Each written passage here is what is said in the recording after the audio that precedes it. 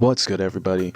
Lightning powered art back again with another commentary video on this newest commission I did, one part of a series of commissions I did recently for a client. It was 12 in total, and I honestly think these are some of the best looking commissions I've done in a while now, actually. So I want to thank her for hiring me, first of all. If you guys want to hire me, of course, leave your comments in the description box, send me an email. The email's listed below.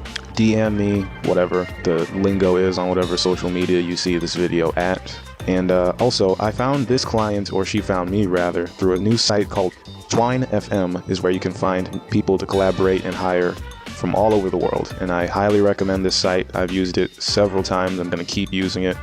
It's a new site. It's absolutely one of the best new sites out there. And I highly recommend it.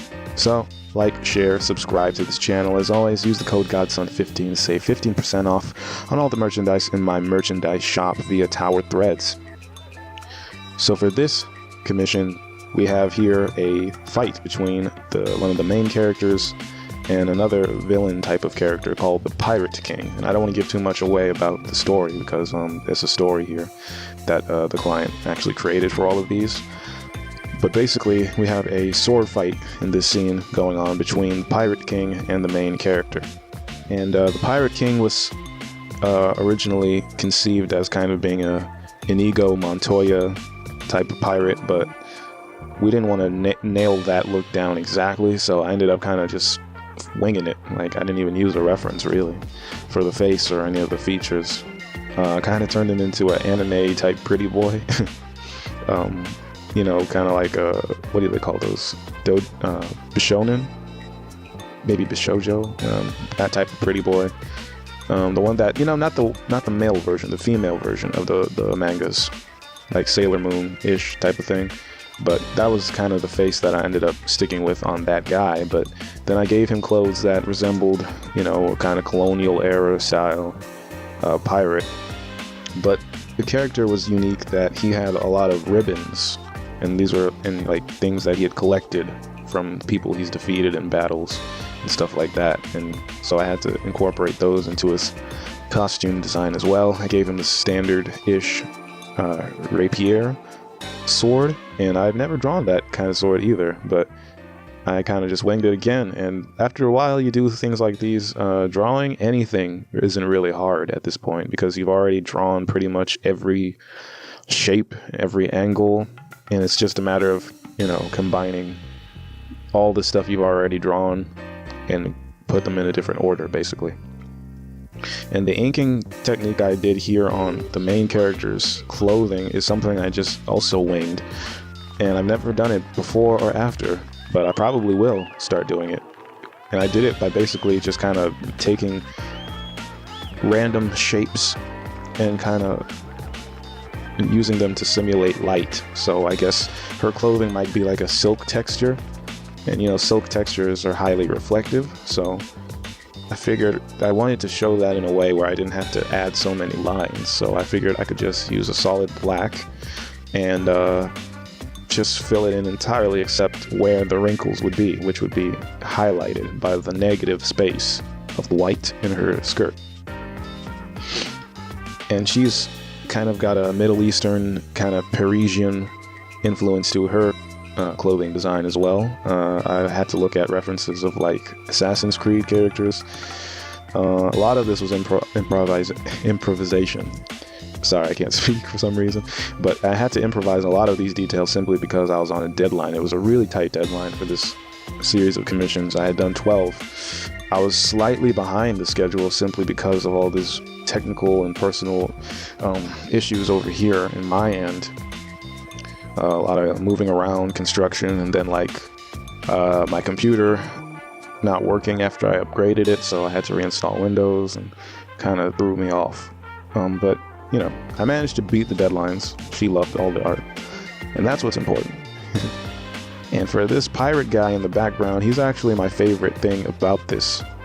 And when you're doing art, it's really easy to overlook the background elements of a drawing.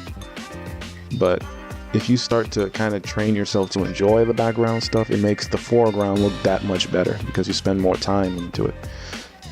And I just wanted the pirate guys in the back to kind of have that, you know, stereotypical kind of cartoonish villain, you know, aspect to all of them. So like there'd be like kind of dwarf type of pirates, ones with like, you know, butt chins and like, you know, big eyebrows, you know, and you know, just those little funny details, you know, one eye and an eye patch. But I didn't want it to look too goofy, so a lot of that was kind of balanced out, I feel, by the detail and the lines. And my style is something that kind of, it's funny because it's a mix between realism and cartoonish laws, and that's how I feel and how I treat them as I'm working. I learned a lot basically just from watching cartoons, and I pretty much self-taught. And one of my favorite all-time cartoonists is Bruce Timm. And I would notice all the little things he would do in all the cartoons, the Batman, you know, animated series in '92, the Superman series, which is my favorite cartoon of all time, '95.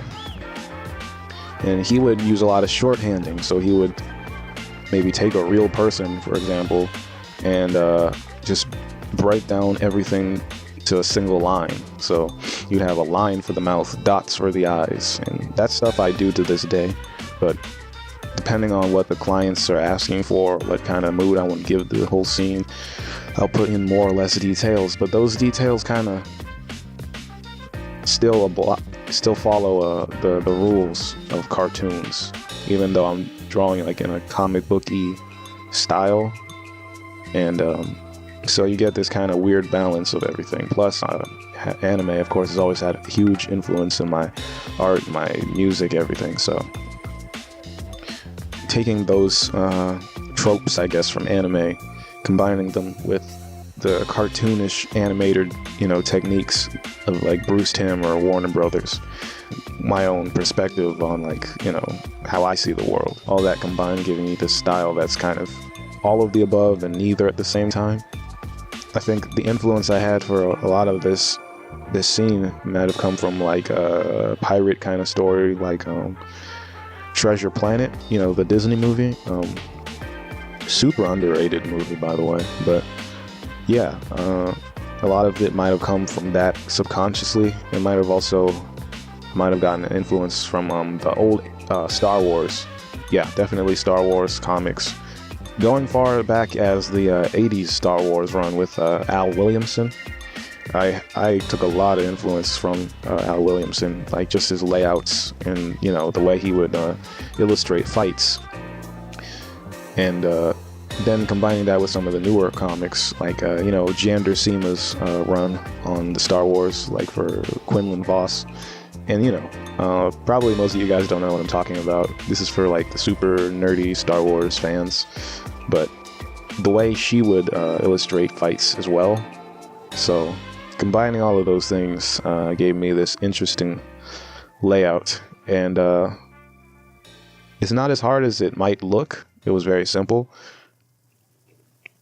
And plus I finished up a lot of the little smaller details digitally. And so that was a great help because of my short deadline that I had at that time.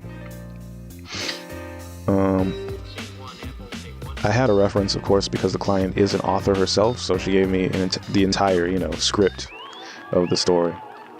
And I use, of course, Copic markers, ink Copic multi-liners to do all my line art.